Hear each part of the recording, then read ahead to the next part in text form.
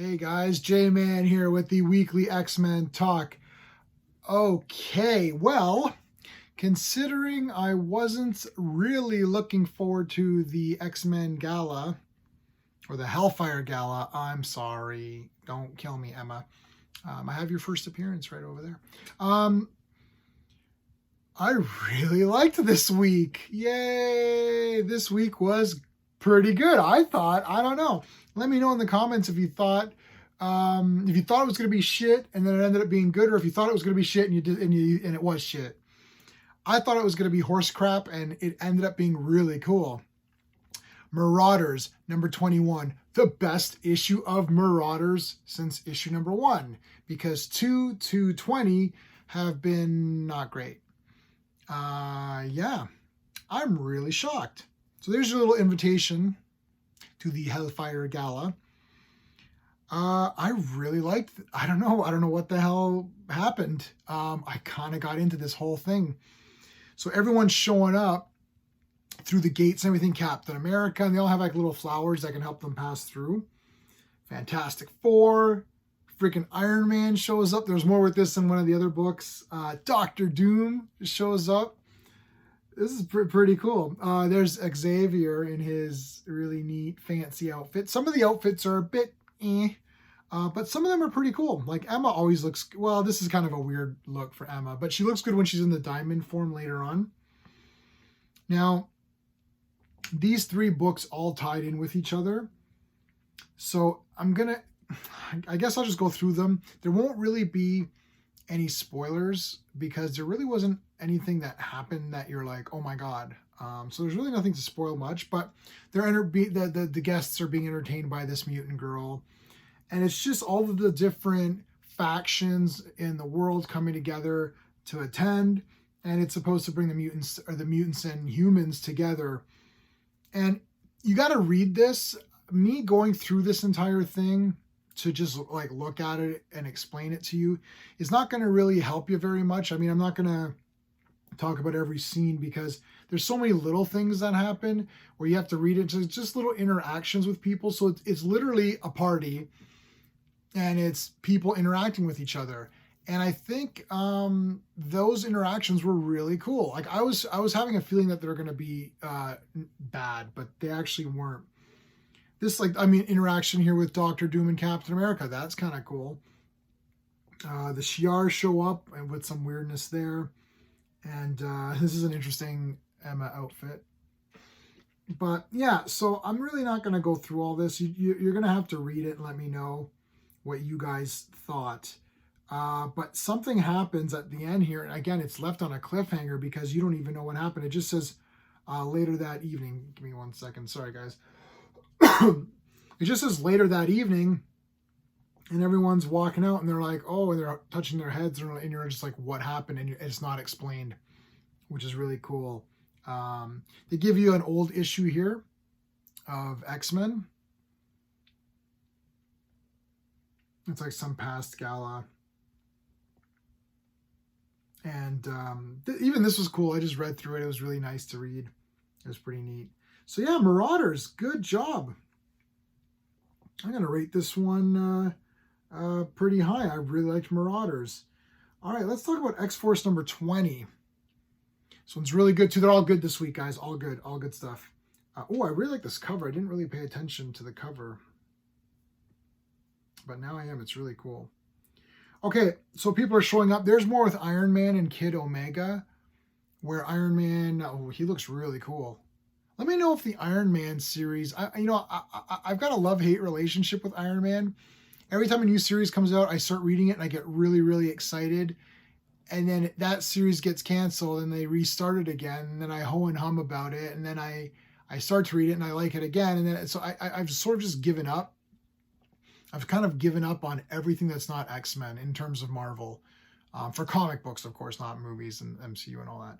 But I've kind of just given up on comics a lot for Marvel.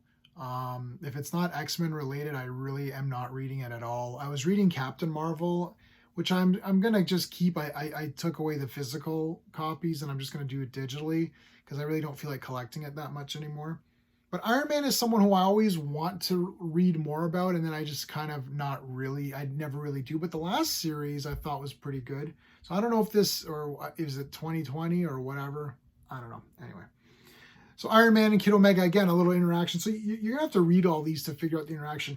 X-Force has a little bit of coolness going on too, because they've got these Verdi guys, where it's like those plant creature thingies. So apparently they're infecting guests and they're going to try to like control them or something. This is Beast's plan. Beast is awesome. Like I know he's being really shady in this book, but man, I think he's really cool. Something about Beast in this entire run for me has just been super interesting. I don't know why. And I never cared that much about Beast before, but I certainly care about him now. I think he's really great. Anyway, so Emma finds out about it, and that's it. And then we got Wolverine here. There's a breach. Someone's trying to come into the party. I'm not going to spoil it for you because it's kind of fun. And there's a great little interaction here. Now, this is a cool Emma outfit. Look at that. Not sure about this hat, if that's what it is. I'm going to skip by these because I don't want you to see who Wolverine's fighting. And yeah, that's pretty much it. But something happens at the very end, which I'm not going to spoil. I'm going to rate that one really high too. Let's get into Hellions number 12. I mean, do I even have to review Hellions number 12? Hellions is the best X-Men book pretty much. I've literally loved every issue, no exception. Mr. Sinister is apologizing to the Hellions, to some of the more weirder Hellions, that they were not invited to the Hellfire Gala. Havoc looks really nice. I think that looks really nice. Oh my God. Yeah, this is great. Psylocke. Oh my God. Really good. Even Grey Crow's like, holy crap. That's really, she looks like she's the best looking one of all of these people. Oh, I love Empath. Man, I love the cast in this book. I know I always go on and on about it, but I just love them. So the freaky looking Hellions are like, F this, we're attending the party, and that's how it goes. And then a bunch of crap happens, which is great stuff. All good. I don't want, again, this is the, because it's this, there's no storyline. Well, I guess there's a storyline which will be revealed slowly, but these three books are all about the interactions at the party. So it's not really something that I can review. You either like it or you don't like it. And if you're not into it, then you're not going to be into it. Normally, I'm turning to comic books to escape reality. I'm turning to comic books to get some action. You know, this is why I liked a lot of those 90s books and, you know, the Rob Liefeld stuff. I love Rob Liefeld. I know some people don't like him. That's fine. But, you know, I think you can get a balance of good writing, good characterizations, but also have some really dynamic fights. You know, like it wouldn't hurt to have, like, you know, a few pages of big epic brawls. It's X-Men, right? So this doesn't really have, X-Force does have a fight.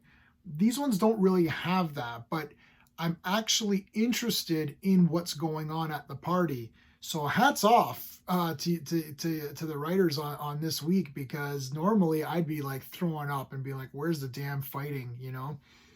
But this was actually really good without the fight. Now there is a little bit of fighting anyways, but it's not like a big epic fight or battle. So I really like this one. I'm not going to go through all this again. You're going to have to just... There's like a big like headlock here, and Empath's like, yes. Empath is the damn best, okay? Where's the Marvel Legends Empath figure? Because this guy was a super zero. I didn't give a crap about him at all until this book showed up. So yeah, highly recommend all three of these this week. Shocking, I know. And I was not looking forward to this gala event, but it ended up being so good. I'm going to wrap it up there, guys. Let me know what you thought, man, of X-Men. I thought it was really cool. Okay, reminder, I am going to be live tomorrow, 6:30 p.m. Eastern Time. We're going to talk a little bit more about the X-Men stuff. We're going to talk a little bit more about some DC issues that had come out this week. We didn't really talk too much comics last week for DC, so we'll probably hit up some of the DC stuff from last week as well. And I'm having an Amazing Fans episode this Friday at 6:30 p.m. Eastern. We're going to be talking about Spider-Man with a guest. And then Sunday is the Danger Room, 6:30 p.m. Sunday Eastern. That's the Danger Room. We're going to talk about whatever's come out. Superman and Lois will be out, I'm sure. I got to catch up on some Star Wars stuff, Bad Batch, and that kind of a thing. Plus whatever news happens to come our way at that time. But yeah, that'll do it for this week, guys, with X-Men. I really liked it. Let me know what you thought in the comments. All right, be seeing you.